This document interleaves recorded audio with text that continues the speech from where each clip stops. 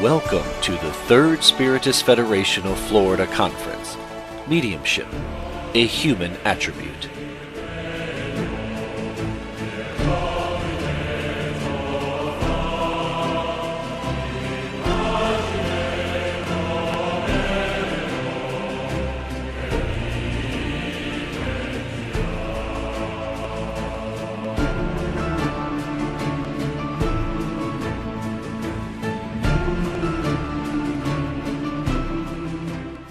Please join me in welcoming Dr. Alberto Almeida.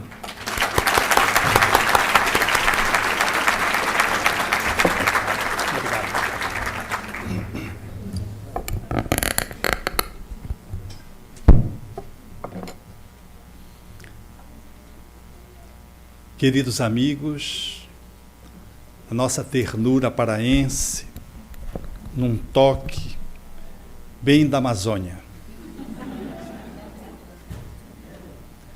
O sino plange interna suavidade. No ambiente balsâmico da igreja, entre as naves, no altar, em tudo adeja o perfume das flores da saudade. Geme a viuvez, lamenta-se a orfandade.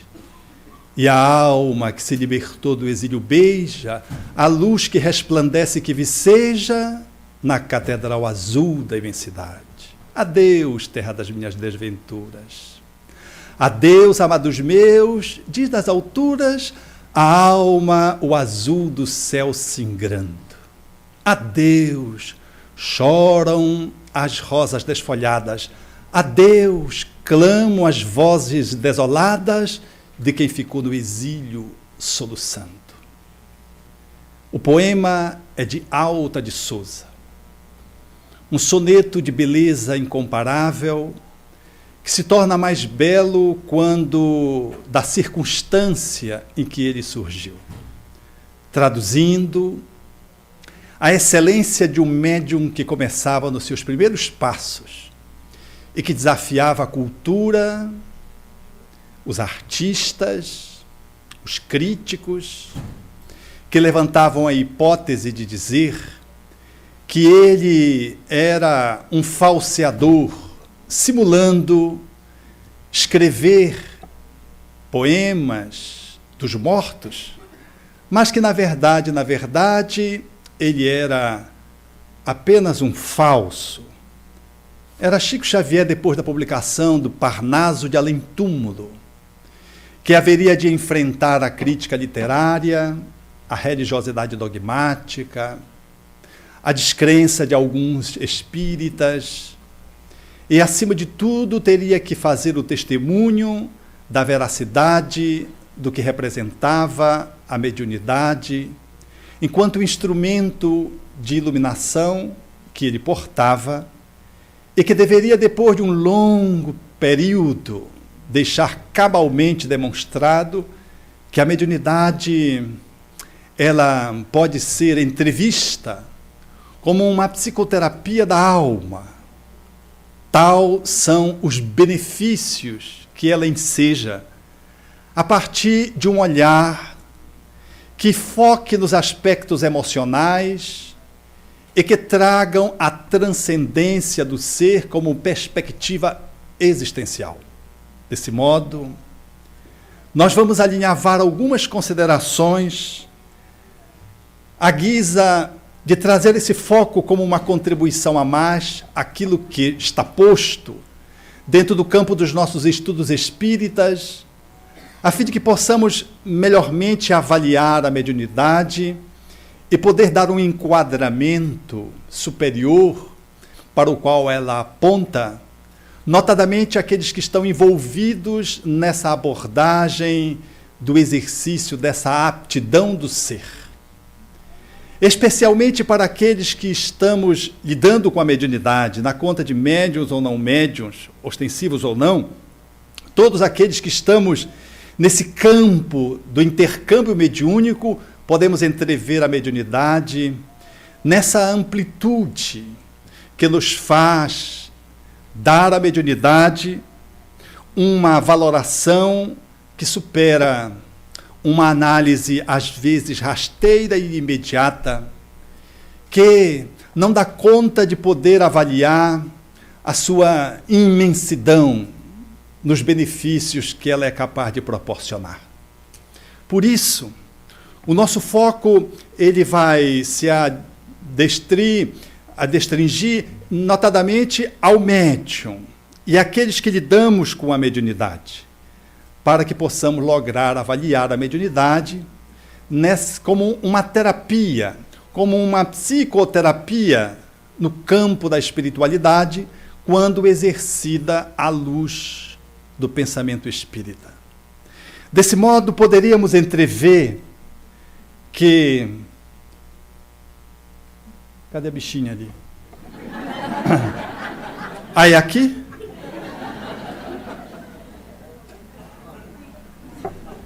Pronto. Eu pensei que era algum botão, porque eu sou expert em robótica. Eu até para apertar o botão do liga ou do desliga, eu levo choque. É a minha mediunidade de defeitos físicos. Aonde eu toco, vou abrir as portas e tomo choque. É uma incompetência cabal. Mas vai acabar um dia. A mediunidade está nessa perspectiva de um planejamento espiritual. E poderíamos entrevê-la ali como uma possibilidade de uma diferenciação que parece um detalhe, mas faz toda a diferença. A mediunidade como um compromisso de trabalho e a mediunidade que embute um comprometimento. Um compromisso, eu assumo uma tarefa, sem ter nenhum comprometimento, sem ter nenhuma pendência interna. E a mediunidade, como um comprometimento, é aquela que envolve, portanto, uma demanda de responsabilidade a mais, porque ela traz dentro de si componentes pendentes no campo da alma. Enquanto a mediunidade como compromisso é apenas um médium que pode se lançar no campo do mundo, no desenvolvimento da sua percepção extrasensorial do sexto sentido, aquela que envolve o comprometimento é alguém que suplicou ter a mediunidade a fim de trazê-la como forma de fazer face às suas dificuldades interiores. O primeiro, um Chico Xavier, que aceita vir para dar uma contribuição à humanidade, vindo dentro do movimento espírita, para trazer um lastro de contribuição através da sua mediunidade. Uma alma que traz a mediunidade como um processo que deveria desaguar numa missão, em termos de uma contribuição para a humanidade, e se conclui no mediunato. A mediunidade enquanto comprometimento, diz o Espírito Emmanuel, são aqueles que nos envolvemos com a mediunidade e que, na esmagadora maioria, fracassamos desastradamente. E ao fracassar desastradamente, nós suplicamos a mediunidade como uma ferramenta, como instrumento de trabalho, para poder mediar as nossas encrencas internas. O primeiro já vem limpo para dar uma contribuição. O segundo vem lameado para tentar se limpar, ajudando a limpar os outros. Um é um compromisso pelo compromisso do desenvolvimento dessa habilidade extrasensorial. O segundo é alguém limitado que tem emprestado a mediunidade como uma forma de trabalhar as suas sombras internas. O que nos faz entender, portanto, nessa perspectiva, que o primeiro, ele traz o asseguramento de que ele está no caminho do desenvolvimento das suas percepções extrasensoriais, no caminho dos mundos que vão além do de regeneração. Os segundos, os que trazem comprometimento, eles guardam a mediunidade como uma forma de resgatar o seu passado sombrio. A esmagadora, ipsilíteres, a fala de Emmanuel, a esmagadora dos médios foram almas que fracassaram desastradamente. Não só fracassaram desastradamente. Então, aqueles que somos médiuns, trazemos já, numa certa medida, esse ônus, é um compromisso que embute um comprometimento. É um compromisso de trabalho, mas tem dentro desse compromisso o comprometimento. E quando nós fazemos esse plano, nós alinhavamos, portanto, uma caminhada. Para os primeiros, ela é mais livre, porque esses primeiros têm a salvaguarda de um passado luminoso. Para os segundos, é uma jornada árdua, difícil, espinhosa, que requer muita atenção, porque são almas claudicantes que já não conseguiram dar conta de si mesmas em outras oportunidades e agora avançam numa nova perspectiva reencarnatória, usando a mediunidade como uma instrumentação de serviço para facear os seus débitos anteriores. O próximo. Então, nessa perspectiva, nós vamos entender a mediunidade, já se foi posto aqui por mais de uma fala, dentro desse horizonte que o Espiritismo se nos apresenta, nesse escalonamento da mediunidade que o Centro Espírita embute enquanto um estudo à luz do Espiritismo, um exercício que é o desenvolvimento da faculdade, como toda faculdade, ela precisa ser treinada, e a educação que envolve o norte, uma orientação para o bem. A casa espírita, bem alinhavada dentro da abordagem kardeciana, ela consegue alcançar esses três objetivos sinergicamente. Eu estudo a mediunidade, treino e dou um sentido positivo para ela. Educo-me, porque estudar a mediunidade, à luz do pensamento espírita, é uma honra e também uma responsabilidade. Porque nós temos uma vasta literatura que esquadrinha a mediunidade com uma propriedade incomparável. O exercício é feito de forma psíquica. Não temos nenhum aparato, nenhum talismã, não temos nenhum ritual.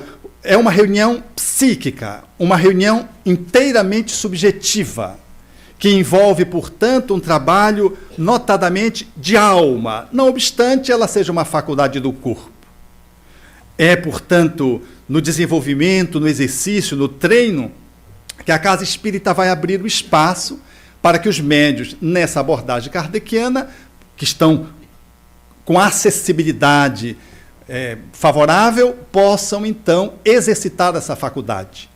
E o arcabouço espírita, como nas suas consequências finais, na sua aplicabilidade útil, fala dos aspectos ético-morais, então inclui, dentro da perspectiva do trabalho mediúnico na casa espírita, essa orientação da evangelização, que é o processo educativo, que se dá na reunião, mas especialmente se dá fora da reunião.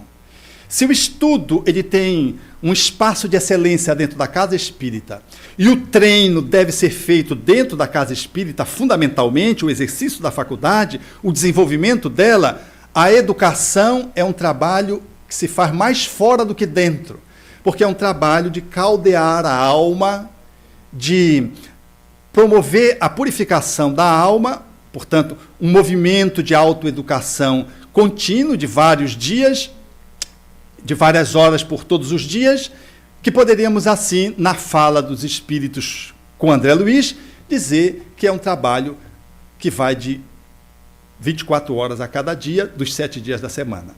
Enquanto que a reunião da educação, do treinamento e do estudo, ele envolve 1h30, 2 horas, o trabalho da educação envolve o contínuo da vida, envolve todo o tempo, até quando você dorme.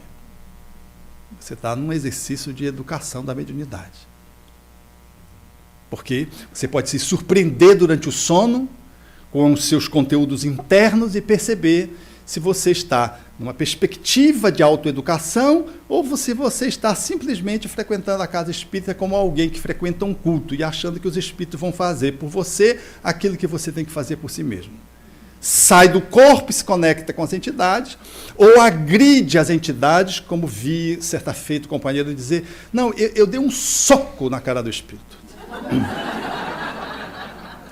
Ou outro, que o espírito veio, o agrediu, e ele acordou, sentou-se na cama, e foi ficando indignado, porque aquele espírito tentou engasgá-lo, e foi por cima, e caiu num canto da sala, do quarto, e ele pensou em Jesus e se viu livre, e acordou. com aquele pesadelo. Sentou e ficou pensando. Aí foi dando uma raiva, porque era um espírito, parece um armário, quando ele saiu do corpo. E ele foi se tomando, então, de uma raiva e disse, se eu tivesse um pau, eu ia dar nesse espírito. E ele, então, se viu fora do corpo com um pau e saiu correndo atrás do espírito, varando, e foi deixar o espírito longe. Para o azar dele, ou para a sorte, azar e sorte são duas palavras que nós estamos usando aqui no sentido figurativo, à noite era uma reunião de desobsessão que ele coordenava. E tinha um companheiro do interior que veio saber como é que se faz uma reunião de desobsessão, como é que se dirige uma reunião de desobsessão. A primeira entidade que se comunicou foi justo aquela que dizia assim, você é muito agressivo. E ele dizia, não, de modo algum, disse, você é um brutamontes.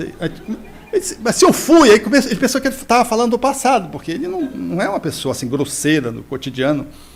Disse, não, depois que o diálogo foi transcorrendo e não engatava, a entidade disse, você correu de pau hoje para me dar. Quer dizer, ele estava jogando a coisa para o passado, por outra vida, não era de outra vida, era dessa vida e era naquele dia. Ou seja, era um passado tão recente de algumas horas. Ele me disse, Alberto, eu não tinha mais nada para dizer para aquele espírito, só fiquei calado. E o espírito começou a me agredir. Eu não tinha o que dizer para ele, não podia falar de um passado, não existia passado. Eu tinha claramente tudo o que ele estava me dizendo era verdade. Felizmente, os espíritos amigos mostraram uma cena e do qual revelavam que a filha adotiva dele era o grande amor daquele espírito. E a entidade, ao vê-lo, esse quadro, e ao perceber a filiação que agora estava sob a tutela do seu inimigo, então começou a chorar. E disse, você é capaz de atender o amor da minha vida? E começou a chorar. Ele disse, me tirou de uma saia justa, porque ele não sabia o que fazer. Então ele disse, ali para mim foi um grande aprendizado, porque tem um monstro, parece que dentro da gente. Eu tive a oportunidade, eu despertei, eu pensei em Jesus, mas depois a invigilância me fez pensar que eu poderia enfrentar aquele brutamonte que ele atribuía à entidade com um pedaço de pau. Então, o processo da educação é um processo contínuo. O próximo. Logo, no âmbito da mediunidade, quando fazemos o transe, nós vamos entrar num campo de experimentação extraordinário. Porque todo o espírito que se comunica, ele traz o seu conteúdo de vivência, de emoções, o seu arcabouço intelecto-moral, espiritual. Ele traz toda uma bagagem com a qual você entra em link, entra em sintonia. E num campo terapêutico, uma das coisas fundamentais para que nós possamos ficar bem é fazer a conexão com a nossa emoção. Quem tem uma agressividade, como a do citado, contida, pode, num dado momento de vigilância, irromper e o vulcão poderá soltar as suas lavas. Quem tem um sentimento empedernido por um processo de educação, muitas vezes castradora, não é capaz de se sensibilizar com nada ou com ninguém. Uma entidade que se comunica empedernida ou sensível vai fazer você conectar com este tipo de emoção que está dentro de você, contida ou exacerbada, e uma entidade suscita isso. Se você tem uma agressividade muito destemperada, se você é uma pessoa que tem dificuldade de conter a sua onda, ou seja, o seu impulso, uma entidade, quando se conecta com você agressivamente, ela acorda essa emoção. Porque você é médium. E nesse caminho que você vai fazendo de autoeducação, você tem uma trajetória para fazer, a qual o nosso Daniel fazia menção quando respondia uma das questões acerca do animismo e da mediunidade, desse processo mesclado. Porque é assim mesmo. O médium, ele não é um telefone inteiramente biônico. Ele não é algo que se estabeleça sem alma. Ele é alguém, ele não é alma. Ele, quando muito, pode ser passivo, mas ele é alguém. E, em sendo alguém, ele tem um conteúdo intrínseco de emocionalidade, de intelectualidade, ele tem um acervo, uma bagagem. Quando a entidade se aproxima e se conecta com ele pela psicografia, pela psicofonia, pela evidência, quando ele entra no campo da entidade, a entidade suscita nele aquelas energias que se configuram nas emoções, e essas emoções então acordam. Uma pessoa, por exemplo, que tem dificuldade de chorar, ao receber, pela passividade mediúnica, uma entidade chorona, vai ter a oportunidade de fazer conexão com a emoção do choro, do pranto. Uma entidade que venha, por exemplo, se comunicar num médium que tem uma dificuldade de sorrir, porque tem gente que não sorri nem no dia do seu aniversário. Parece que é um mármore de frieza. Às vezes em função dos problemas, às vezes em função de uma ancestralidade histórico-espiritual, às vezes uma educação muito militaresca, e a pessoa não consegue sorrir. Aí vem uma entidade que traz uma alegria fulgurante, que traga um entusiasmo febril, que traga um conteúdo de contentamento que transborde. Quando o espírito se conecta com esse médium marmóreo, é natural que ele vai ser balançado nas suas emoções. Ele vai sentir-se tocado por aquela emoção que vem de fora e mexe com as emoções que está dentro dele. E nesse âmbito, o médium ele vai ser favorecido pelos vários tipos de luzes nesse espectro da emoção, que vai acionar aqui, ora a alegria, ora aqui o sentimento da tristeza. Uma pessoa, por exemplo, que nunca experimentou o que é uma depressão, que quando vê alguém deprimido, diz, isso é preguiça. Só quem não passou pelo processo depressivo é capaz de dizer essa agressividade. Porque uma pessoa depressiva, falando da depressão, da sua experiência depressiva, eu me lembro de um cidadão que era assim, muito tosco, e ele fez uma cirurgia cardíaca, fez uma ponte de safena, várias pontes de safena, e ele entrou em depressão depois, e ele dizia assim, tudo que eu sofri no pós-operatório do coração, todas as dores da cirurgia a céu aberto, elas não se comparam em nada à depressão que eu sofri. Porque para ele, desculpe-me a expressão, era a que ele usava, era frescura. No Pará a gente usa essa palavra frescura. Alguém que está assim, todo cheio de nhengo-nhengo, cheio de, né? Purpurina. Então, ele então dizia assim, eu senti o que é uma depressão. 1000 vezes uma cirurgia cardíaca. Abrindo o peito, era a expressão que ele usava, abrindo o peito, que faz a abertura do externo, né? Um pós-operatório sempre muito doloroso, a despeito das medicações, do que entrar num processo depressivo. Um médium, quando recebe uma entidade depressiva, nunca mais ele vai esquecer do que representa uma depressão. Ele vai saber o que é uma depressão. E ele vai ser tocado no seu sentimento de tristeza, porque a depressão é uma tristeza que adoeceu. Tristeza é uma emoção normal do ser humano. Aliás, muito útil no movimento da interiorização, da reflexão, da introspecção, como o frio que você pode usar para fazer um mergulho interno, um retraimento necessário.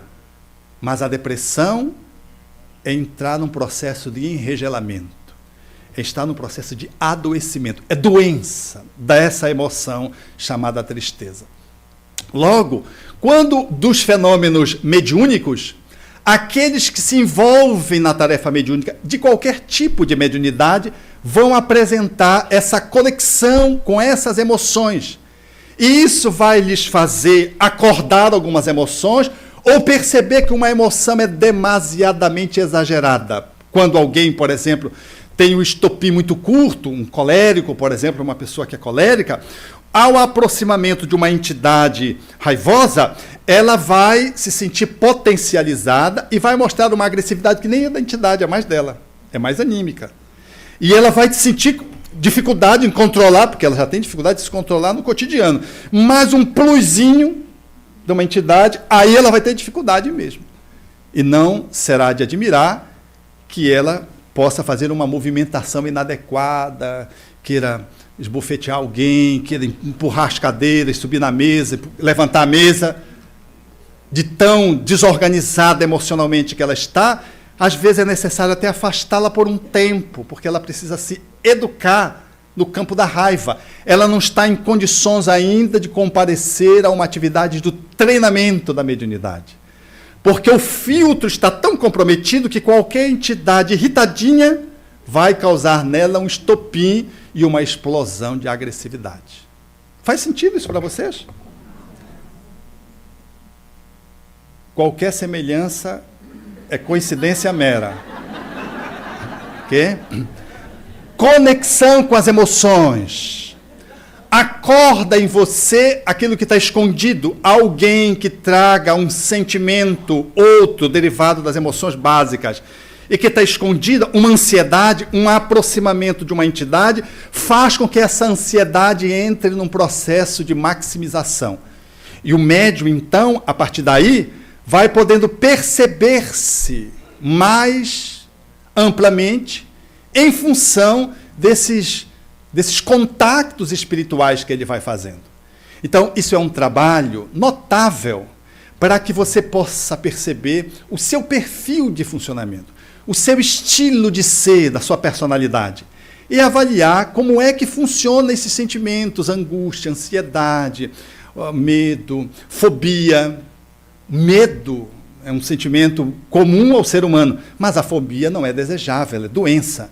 Então, se uma entidade se aproxima de você, ela acorda o teu sentimento de medo e você sente aquele sentimento de medo numa exageração que se caracteriza o quadro fóbico. Uma ansiedade intensa configurando um quadro fóbico. E aí, pós-transe, você já pode mediar agora o medo que você sente. Aquele medo exagerado de alguém fóbico que se comunicou por você, que se aproximou de você, porque ele não precisa concluir um transe psicofônico, ou, mais amplamente, dominando todos os centros motores do corpo, chamado incorporação na fala de Palhano, quando ele domina todos os centros motores e pode movimentar o corpo como inteiro, para você poder sentir essas emoções serem atiçadas. A aproximação de uma entidade desperta as tuas emoções antes que o transe se faça mais ostensivo ou se conclua por esta ou aquela modalidade mediúnica. O próximo. A partir daí, você vai podendo diluir alguns conteúdos internos. Porque a entidade que chora por você, você chora junto, como alguém que está fazendo, por exemplo, uma representação do teatro. Ele chora a personagem, mas ele chora junto. Quando a personagem está chorando a morte do pai, o ator, por exemplo, pode estar chorando a morte do filho, que perdeu nessa vida e ainda não superou. Ele usa aquela estratégia e ali, fazendo uma representação, ele está diluindo o seu sofrimento. Esse processo é um processo catártico numa linguagem psicológica. A reunião mediúnica, ela nos propicia essa catarse, porque nós começamos, então, a mobilizar os nossos conteúdos internos a partir das conexões com os espíritos e as nossas emoções, então, começam a fluir. Elas começam a sair. Muitas delas estão contidas.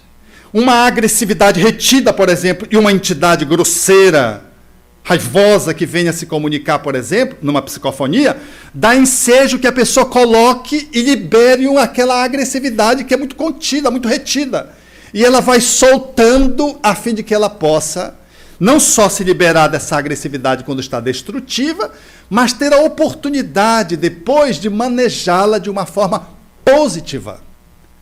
Logo, esse transe, ele nos permite, ao lado da entidade, junto com a entidade, mesmo servindo de ponte, de medianeiro, mesmo sendo passivo, nós vamos colocando ativamente os nossos conteúdos internos e vamos, então, diluindo as nossas sombras internas.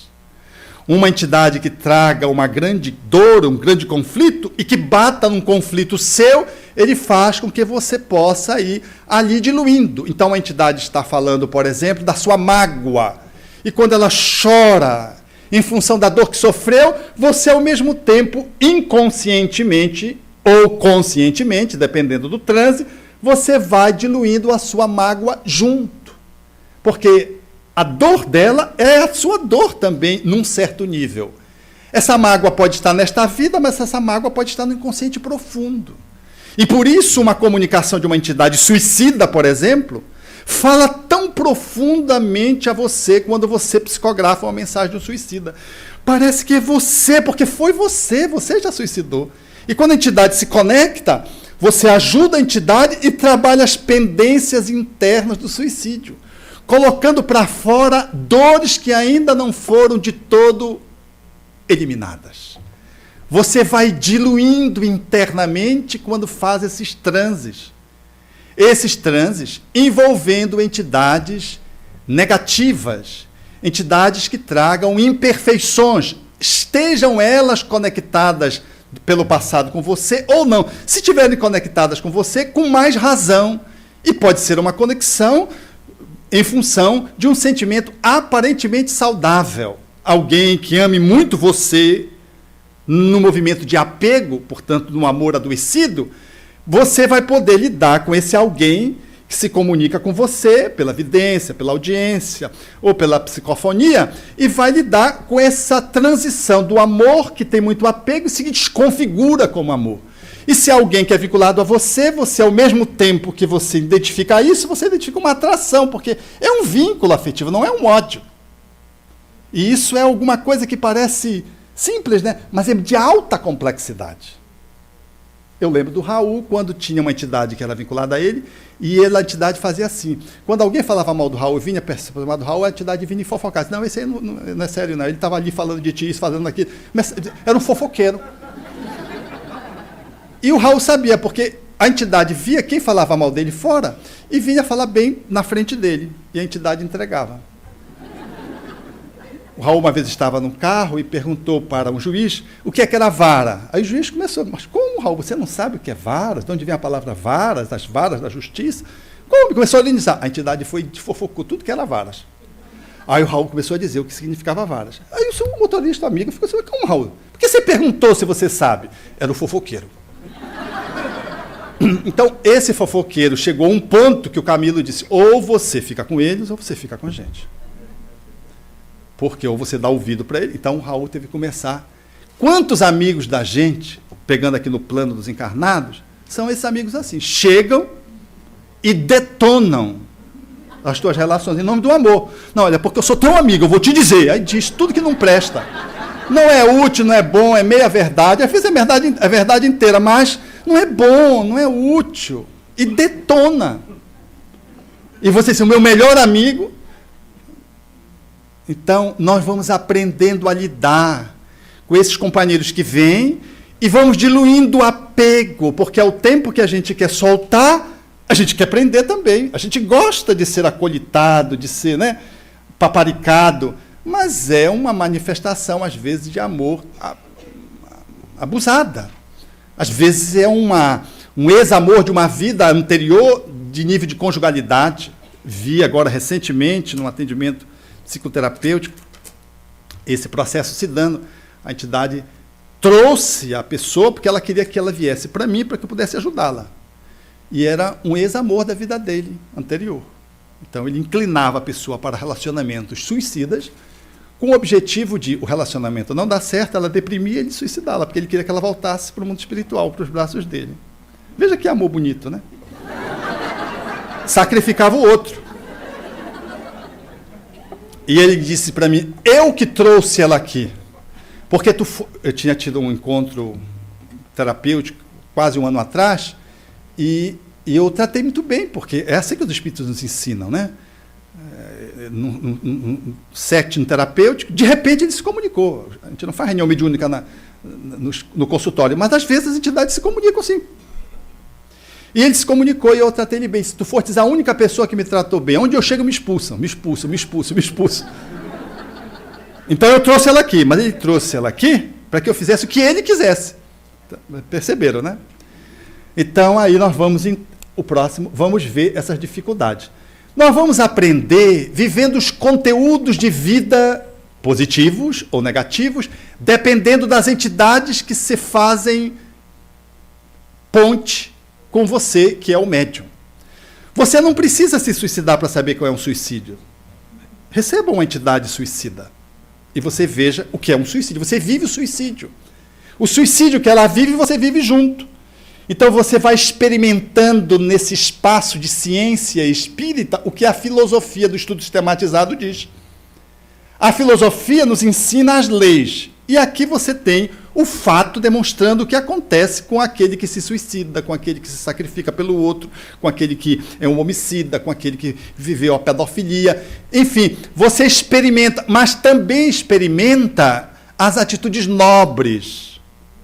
Quando uma entidade se envolve com você cheia de compaixão, porque é uma entidade compadecida, uma entidade nobre, você sente a compaixão e quando ela conta a história, falando para o grupo, por exemplo, numa psicografia, numa psicofonia, por exemplo, você está no psiquismo dela e você sente o que é a compaixão sem tê-la ainda desenvolvido naquele nível. Ela sai e você fica... Que nem como acaba a reunião, às vezes, mediúnica, acaba, a gente, ninguém senta, ninguém quer levantar, todo mundo fica sentado, está todo mundo com fome, cansado, no início, no final, porque todo mundo fica ali, num final apoteótico, né, de espíritos superiores, que às vezes dão uma colher de chá para a gente fica ali, como Pedro lá, João, lá no pé do Tabor do monte, querendo montar tenda. Porque a gente quer se impregnar de uma energia que vem de fora, efetivamente que vem de fora, mas que acorda porque nós temos dentro de nós mesmos em algum nível. E isso nos faz tão bem que a gente sabe o que é ser terno ao receber uma entidade cheia de ternura. E a gente sabe o que é uma entidade odiosa ao receber uma entidade odiosa. Você não precisa odiar numa manifestação de crueldade para saber o que é a crueldade. Basta receber uma entidade cruel. Uma entidade cruel que se vincula faz você sentir aquela qualidade de energia, de fluidos, e você sente-se até estranho, recebendo, por exemplo, um viking beligerante em grau extremo, pessoas que sobreviviam num frio atroz, de baixa estatura, mas de uma agressividade incomparável. Quando você recebe um viking, você dá-se conta do que representa uma agressividade feroz de alguém que é capaz de comer o outro. Então, o médium, quando sente vontade de beber sem gostar de álcool, sente uma vontade de beber, antes da reunião mediúnica, vai para a reunião mediúnica, sente vontade de parar num botequim, você tem vontade de parar nesse botequim, e chega lá, se comunica com uma entidade bêbada.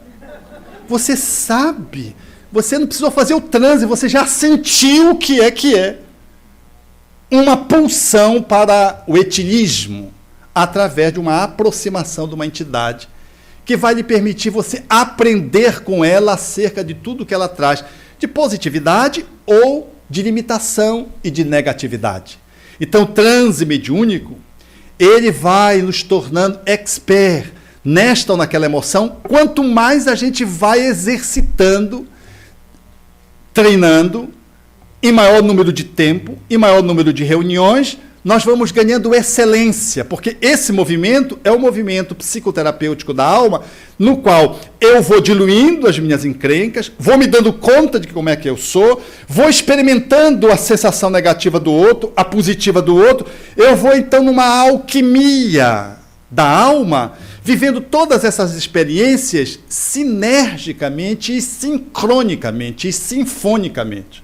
Tudo junto. Então vai havendo uma transmutação, vai havendo um movimento de aperfeiçoamento da alma, que a gente nem se dá conta disso. Muito embora esteja trabalhando com aquela regularidade semanal, atendendo às entidades. Então, nós vamos aprender com cada história. Cada entidade que traz uma história é um livro vivo que eu vivo. Porque uma coisa é eu dizer para vocês, olha, eu quero ensinar para vocês como é que é o igarapé lá em Belém do Pará. Eu vou precisar de geografia, de botânica, de ecologia, eu vou precisar eu vou precisar de juntar umas 10 ciências para explicar o que é um mergulho no Igarapé, lá em Belém do Pará. Como é que é a água, como é que é o fundo cheio de lama, com um negócio de umas folhagenzinhas, piabas tocando na tua pele, mordiscando a tua pele, aquela coisa gélida, aquele calor fora, aquela coisa gélida, aquela água gélida. Isso eu posso fazer para vocês, mas uma coisa é de fazer isso e demorar uma semana explicando para vocês, e outra coisa é eu pegar vocês e jogar assim no garapé. Tá aí, isso é um garapé. Você mergulhou, você saiu, você sabe muito mais sobre o garapé do que uma semana de explicação que eu dei para você. Então, um transe de alguém que fez crueldades, ele sabe o que é crueldade, porque ele mergulhou no garapé da crueldade. Ele mergulhou no garapé do infanticídio. Ele mergulhou no garapé dos abortamentos ou dos abortados. Ele sabe, porque ele viveu a experiência junto com o Espírito. Então, esse movimento de participar das reuniões mediúnicas, das mais simples à de maior complexidade, que é a desobsessão, é um processo de laboratório no qual você vive e aprende através da experiência. Então, a literatura que você estuda espírita, ela entra no processo de acoplamento. Teoria e prática, ciência e filosofia se juntam e permitindo que você viva agora conscientemente uma ética e ponha em ação essa ética vivendo a moral espírita. Então veja que é uma coisa muito bem enredada o pensamento espírita, porque ele tem toda essa complexidade que nós precisamos estar olhando para todos os ângulos, a fim de que possamos viver o espiritismo trinariamente. Se alguém quiser viver o espiritismo para uma banda ou para outra, em detrimento das outras, nós estaremos fragmentando o espiritismo e estaremos pegando do espiritismo apenas uma pequena parte dele, sem lograr perceber a excelência do seu conjunto. O próximo. Nós vamos aprender a desenvolver virtudes, porque a cada transe eu vou ter que trabalhar dentro de mim mesmo, desde a fala de alguém que quer ofender o outro, ou ofender o próprio médium comunicante, eu vou ter que segurar a língua. Imagine isso para um maledicente. A dificuldade que é, porque o maledicente ele adora dizer, olha, não é querendo falar mal, mas aí vem, larga o pau. André Luiz diz que a gente não consegue falar por mais de 5 minutos sem não falar mal do outro. Quando ele está descrevendo um enterro, né? Um sepultamento, ele fala essa fala no livro Obreiros da Vida Eterna. Agora, imagine um maledicente campeão. Então, ele incorpora uma entidade jocosa, que traga a ironia, a sátira, por excelência. E que vai querer fazer isso com cada membro da reunião. Eu já vi isso. O cidadão olhava para um e fazia uma sátira. Parece que você via ali, visualmente, o que ele desenhava do outro. Verbalmente, ele fazia um arremedo do outro, e saía dizendo um por um assim. Gente, aquilo era desequilibrante, porque era de uma perfeição. Era de uma perfeição, o espírito era de uma qualidade de expressão que eu ficava de excelência. Então o médium, ele vai, ao tempo que ele vai fazendo isso, ele vai tendo que triar, então ele vai ter que exercitar as virtudes. Então na reunião mediúnica, ele vai segurar a fala, ele vai segurar o gesto demasiado. Se a entidade quiser dar na cara do esclarecedor, do dialogador, ele vai ter que contornar, ele vai ter que desenvolver disciplina, ele vai ter que desenvolver uma série de virtudes na hora da reunião e fora da reunião. Então, ser médium, no exercício da reunião mediúnica, no treinamento, lhe enseja no processo educativo o desenvolvimento das competências da alma, no âmbito do Evangelho. Então, você vai aos poucos, quando a entidade se comunica, envolvendo na sua ternura, porque antes que a pessoa se dirija ao espírito, você está envolvendo o espírito. O primeiro impacto psicoterapêutico para o espírito é o transe que ele faz com o médium. E quando esse processo se dá, naturalmente o espírito já perde a sua potência de agressividade, de destrutividade, entra no campo, porque não é só o espírito que influencia no médium, o médium influencia no espírito. E antes que aquele que vai conversar com o espírito chegue, o espírito já está sendo envolvido dentro de uma dinâmica de tratamento. E se o conversador for atrapalhado, e se não valer de nada a conversa dele, ainda assim o transe terá valido, porque o médium, de alguma forma, envolveu.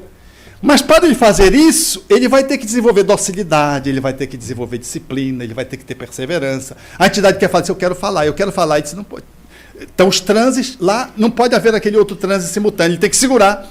Então, psiquicamente, às vezes ele conversa com a entidade, segurando ela um pouquinho lá, e a entidade fica insistindo, e ele tem que ser tão teimoso quanto a entidade, às avessas, através da perseverança, vai desenvolvendo a virtude.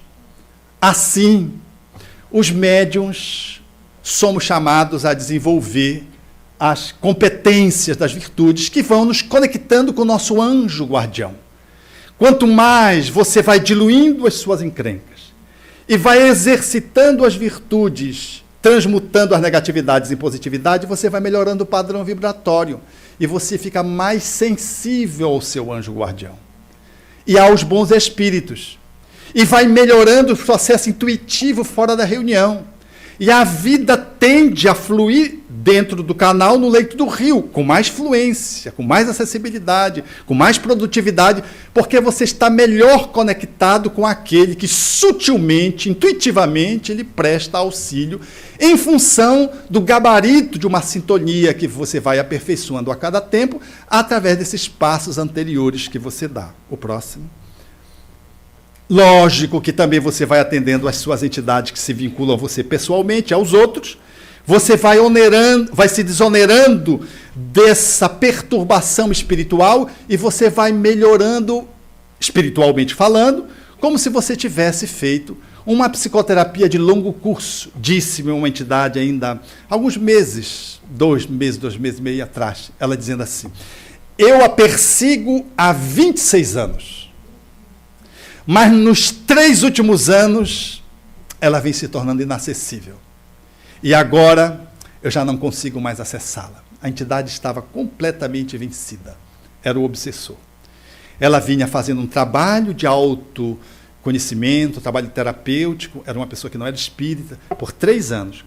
Depois de 3 anos, ela iniciou um processo de vínculo com o espiritismo. E nos 3 últimos anos, portanto, nos 6 últimos anos, ela foi melhorando. Nos 3 últimos anos, ela integrou-se no espiritismo e foi melhorando de vento em popa, médium, vendo essa entidade. E a entidade me disse assim, eu cheguei a levar ao enlouquecimento, mas eu não consegui o meu intento. Ela foi ao psiquiatra, tomou remédio psiquiátrico por um tempo.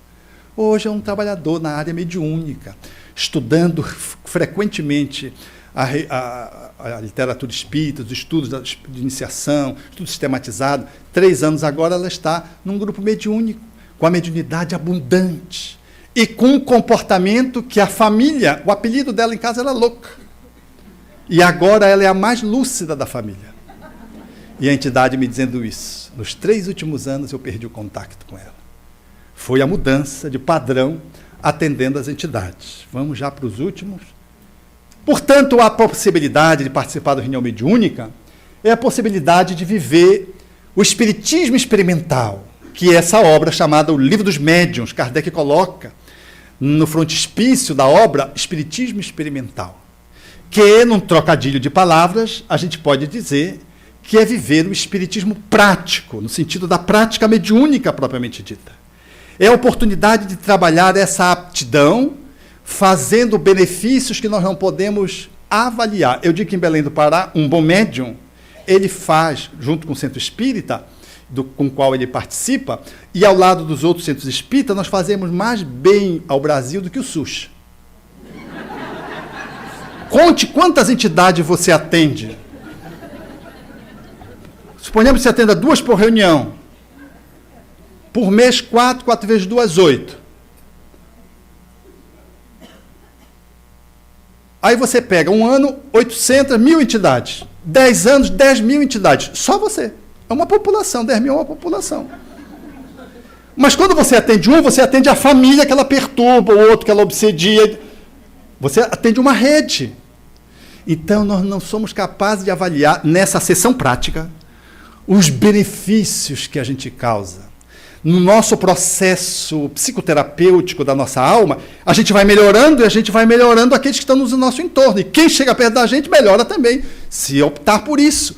Porque a nossa influenciação, ela é muito positiva. A gente atende os obsessores do outro, as mensagens positivas vão para o outro, e trava-se um campo de influência muito positivo. Imagine quantas pessoas o nosso Divaldo beneficiou aí, sendo só ele trabalhando a mediunidade do jeito que ele trabalha ao longo desses mais de 60 anos.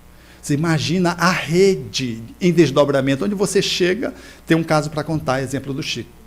Então, essa parte é muito importante. E a última é, ao tempo em que você faz isso, você vai exercitar a caridade, que é a prática do Espiritismo.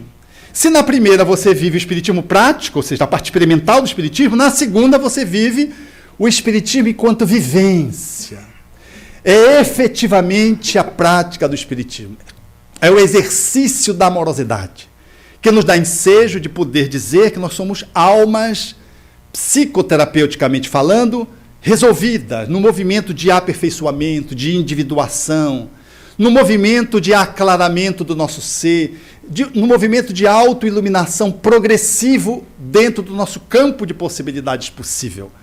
O exercício da prática do Espiritismo, através do Espiritismo prático, nos permite, portanto, o gabarito de alcançarmos a excelência de uma vida harmônica. Não sem problemas, harmônica. Os problemas vão, você toma os problemas e avança. O conflito vem, você toma o conflito e avança. Vem de dentro, você toma, resolve. É assim que é uma vida saudável. Uma pessoa terapeuticamente está bem, não é porque ela não tem nenhum problema, é porque ela ganha maestria na resolução dos problemas que vêm de fora e que bate com os problemas que vêm de dentro. E cada um que vem é a nova demanda, é a nova fatura. Ele vai resolvendo, ela vai resolvendo. E esse movimento é um movimento da autoiluminação progressivo, que começa do jeito quando você escolhe e não vai terminar nunca, porque esse movimento só vai terminar lá no planeta celeste. Então, é um trabalho que você não precisa ter pressa, mas precisa começar. Começar como o Chico começou. Tão pouco tempo, publicar aquela obra, com mais de 50 autores, brasileiros e portugueses, que chegou a arrancar de alguns críticos literários. Se ele imitou, acusado de pastiche, ele pode ocupar quantas cadeiras ele quiser na Academia Brasileira de Letras, dizia lá Monteiro Lobato. Arrancando de Humberto de Campos o rasgo de elogio em função de um homem ter o primário e ser capaz de produzir aquela obra que iniciou a sua atividade mediúnica monumental e que deu ensejo que o padre o desafiasse no enterro, dizendo, então, tu recebes os espíritos, não é? Um dos biógrafos narra essa passagem. Então, recebe os espíritos aí. Ele estava no enterro. Ele sentou-se ali, na singeleza do seu gesto, pegou um papel e foi escrevendo diante do sacerdote que acompanhava aquele ainda jovem e que despontava para a mediunidade, que mais tarde seria esse filão aurífero mediúnico, nos dando a oportunidade de pensar o quanto nós podemos avançar nessa terapia da alma que o Espiritismo nos oportuniza de ser médium, dentro da reunião e fora dela, todos os dias, o dia inteiro. O sino soa em terna suavidade. No ambiente balsâmico da igreja, entre as naves, no altar, em tudo voeja, o perfume dos louros da saudade. Geme a viuvez, lamenta-se a orfandade. E a alma que regressou do exílio beija a luz que resplandece, que viceja na catedral azul da imensidade. Adeus, terra das minhas desventuras. Adeus, amados meus, diz das alturas a alma o azul do céu singrando. Adeus, choram as rosas desfolhadas. Adeus, clamam as vozes desoladas de quem ficou no exílio soluçando. Alta de Souza. Obrigado.